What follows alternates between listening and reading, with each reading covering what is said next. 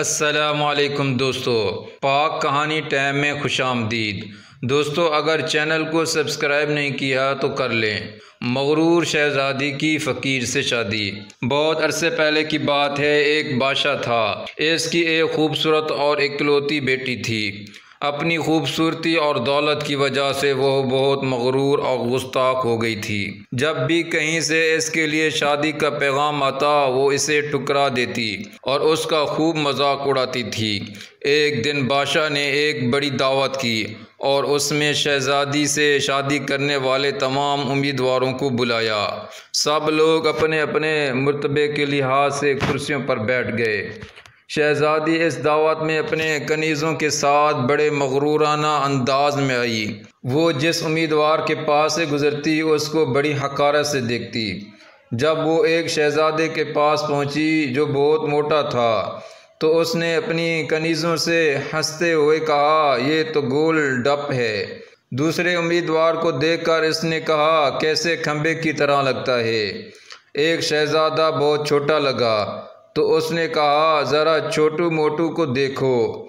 एक नवाब बहुत गोरा था। शहज़ादी ने इसको सफ़ेद चूहा कहा। एक अमीर का रंग सुर्ख था। इसने इसे मुर्ग की कलगी कहकर पुकारा। इसी तरह वो हर उम्मीदवार की बेइज्जती करती रही। लेकिन वो एक बादशाह को देखकर तो बहुत हंसी, क्योंकि इसकी दाढ़ी थी। इसने मजाक उड़ाते हुए कहा, ज़रा इसे देखो, इसने चेहरे पर कैसी झाड़ भूस उगा रखी है। बादशाह ने जब देखा कि इसकी बेटी ने मेहमानों की बहुत बेइज्जती की है तो इसे बहुत गुस्सा आया। इसने भरे दरबार में ये ऐलान किया कि शहज़ादी पसंद करे या ना करे, मगर अब मैं इसकी शादी किसी फ़कीर से करूँगा। इस ऐलान के बाद तमाम लोग चले गए। कुछ ही देर बाद एक आवारा गर्द गोया आया जो गली कूचों में घूमकर गाना गाया करता था। इसने शाही महल के नीचे खिड़की के करीब खड़े होकर गाना गाना शुरू कर दिया। इस फ़कीर को अंदर बुलाओ। बादशाह ने इसकी आवाज़ सुनी तो एक खादिम को हुक्म दिया कि इस फ़कीर को अंदर बुला लाओ। खादिम फटे पुराने कपड़ों वाले फ़कीर को ले आया। इस फ़कीर गोए ने बादशाह और शहज़ादी के सामने बहुत अच्छा गाना गाया और बादशाह से इनाम मांगा। बादशाह ने कहा, तुमने बहुत अच्छा गाना सुनाया है, मैं तुम्हें बहुत अच्छा इनाम दूंगा। मैं अपनी बेटी की शादी तुमसे करूंगा। जब शहज़ादी ने यह सुना तो वो बदहवास हो गई। वो बहुत रोई पीटी, मगर बादशाह ने इसकी एक न सुनी। बादशाह ने इसे डांटते हुए कहा, मैंने मेहमानों के सामने कसम खाई थी कि तुम्हारी शादी किसी फ़कीर से करूँगा। अब मैं वो कसम पूरी कर रहा हूँ। ये कहकर बादशाह ने काजी को बुलाया और मगरूर शहज़ादी की शादी आवारा गर्द गोए के साथ कर दी और फिर हुक्म दिया कि तुम अपने शोहर के साथ जाने की तैयारी करो। शहज़ादी रोती पीटती फ़कीर के साथ चल दी। रास्ते में वो एक शिकार गाह से गुज़रे। इतनी बड़ी शिकार गाह को देखकर वह हैरान रह गई। इसने फ़कीर से पूछा, ये शिकार गाह किसकी है? मैंने सुना है कि तुमने एक दाढ़ी वाले बादशाह का मजाक उड़ाया था। ये शिकार गाह इसकी है। अगर तुम इससे शादी कर लेती तो ये तुम्हारी मलकियत हो जाती। फ़कीर ने जवाब दिया, ये मैंने क्या किया? इसने ठंडी सांस लेकर कहा। इसके बाद वो बहुत खूबसूरत बागों में पहुँचे। उनको देखकर शहज़ादी ने फिर पूछा, ये किसके हैं? ये बाग भी इस दाढ़ी वाले के हैं। फ़कीर ने ऐसा से कहा। शहज़ादी ने अफसोस भरे लहजे में कहा, मैं भी कितनी बदनसीब हूँ। फिर वो एक बड़े अजीमुशान शहर में दाखिल हुई। इतना बड़ा और ख़ूबसूरत शहर देखकर शहज़ादी हैरान रह गई। इसने पूछा, इस शहर का मालिक कौन है? फ़कीर ने इसे बताया, ये शहर दाढ़ी वाले बादशाह के मुल्क का पाया तख्त है। अगर तुम इससे शादी कर लेती तो ये सब कुछ तुम्हारा होता। मैंने बहुत गलती की, काश मैं इससे शादी कर लेती। इसने पछताते हुए कहा। फ़कीर शोहर ने नाराज़ होते हुए कहा, मुझे इससे कोई मतलब नहीं, मगर तुम मेरे होते हुए दूसरे मर्द की बात क्यों कर रही हो? क्या मुझ में कोई कमी है? इस तरह की बातें करते हुए वो एक छोटी सी झोंपड़ी के करीब पहुँचे। कैसी बदनुमा और छोटी सी झोंपड़ी है, ये किसकी है? शहज़ादी ने पूछा। ये मेरा घर है और यही वो जगह है जहाँ हमें ज़िंदगी गुजारनी है। तुम्हारे नौकर कहाँ है? हमें नौकरों से क्या काम, तुम हर काम कर सकती हो। अब आग जलाओ और मेरे लिए खाना पकाओ, मैं बहुत थक गया हूँ। फ़कीर ने कहा। चूँकि शहज़ादी को खाना पकाना ना आता था, इसलिए फ़कीर ने इसकी मदद की और कुछ देर बाद उन्होंने उल्टा सीधा खाना पका कर खा लिया और सो गई। दूसरी सुबह फ़कीर ने इसे जगाया और घर साफ़ करने और दूसरे काम करने को कहा। शहज़ादी तमाम दिन काम करती रही, ऊपर से जली कटी बातें भी सुनती, मगर सब्र के सिवा कोई चारा न था। इसी तरह उन्होंने कुछ दिन गुजारे।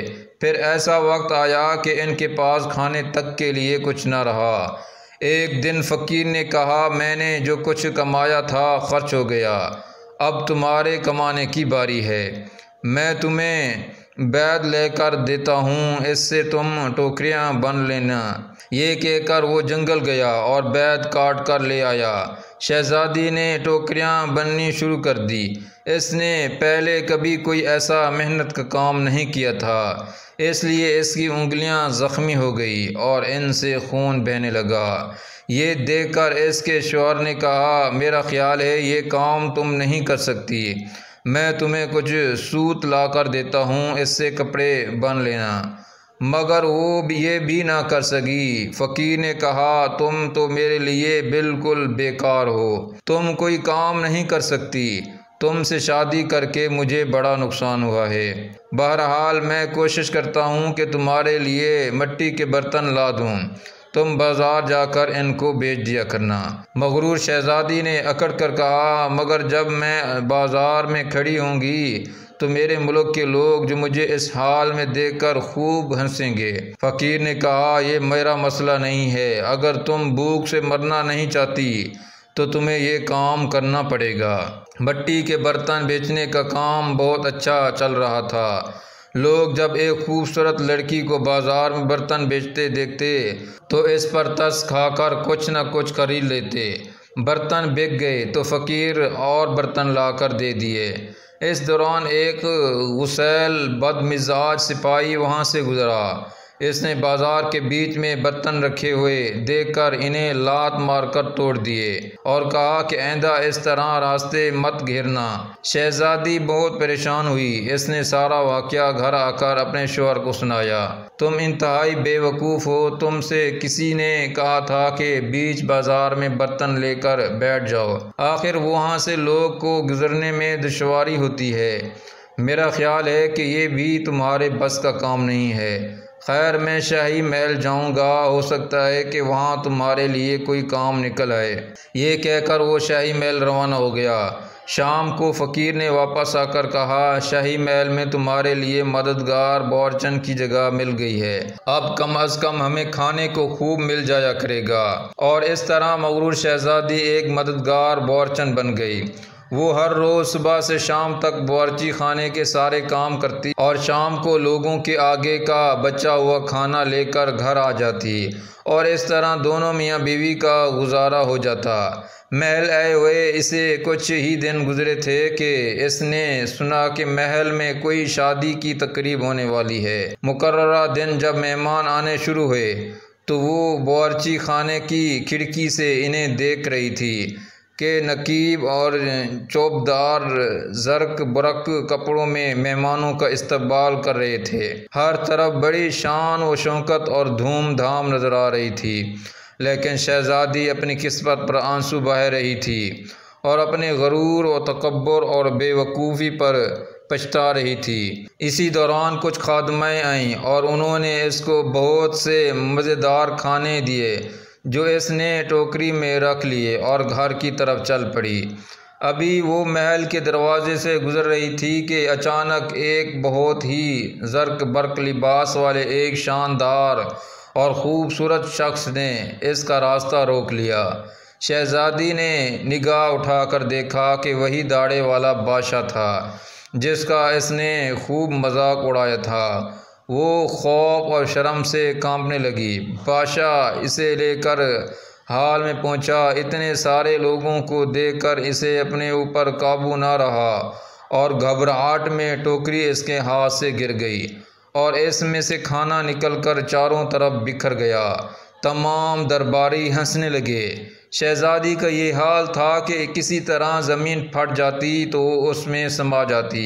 इसने झटके से अपना हाथ छुड़ा लिया और भागना चाहती थी कि बादशाह ने लपक कर इसे दोबारा पकड़ लिया और बड़ी नरमी से बोला, डरो मत, क्या तुम मुझे नहीं पहचानती? मैं वही आवारा गर्द गोया हूँ जो तुम्हारे साथ झोपड़ी में रहता था। मैं वही सिपाही हूँ जिसने तुम्हारे बर्तन तोड़े थे। ये सब कुछ मैंने इसलिए किया था कि मैं तुम्हें पसंद करता था और तुमसे शादी करना चाहता था। अब तुम्हारे गरूर का इलाज हो चुका है और तुम्हें अच्छा सबक मिल गया है। पिछली बातों को भूल जाओ। देखो, आज हमारी शादी की तकरीब हो रही है। इसी वक्त कनीज़ें आईं और इसे अपनी साथ ले गई। शहज़ादी को नहला धुला कर दुल्हन का लिबास पहना गया। जब दोबारा हाल में आई तो देखा कि इसके वालिदैन और इसके तमाम दरबारी भी वहाँ जमा हैं। सब लोगों ने इसे मुबारकबाद दी। अब शहज़ादी बिल्कुल बदल चुकी थी। इसका गरूर, अकड़ और दूसरे से नफ़रत ख़त्म हो चुकी थी। इसने ज़िंदा रहने का ढंग सीख लिया था। मज़ीद ऐसी वीडियो हासिल करने के लिए हमारे चैनल को सब्सक्राइब करें।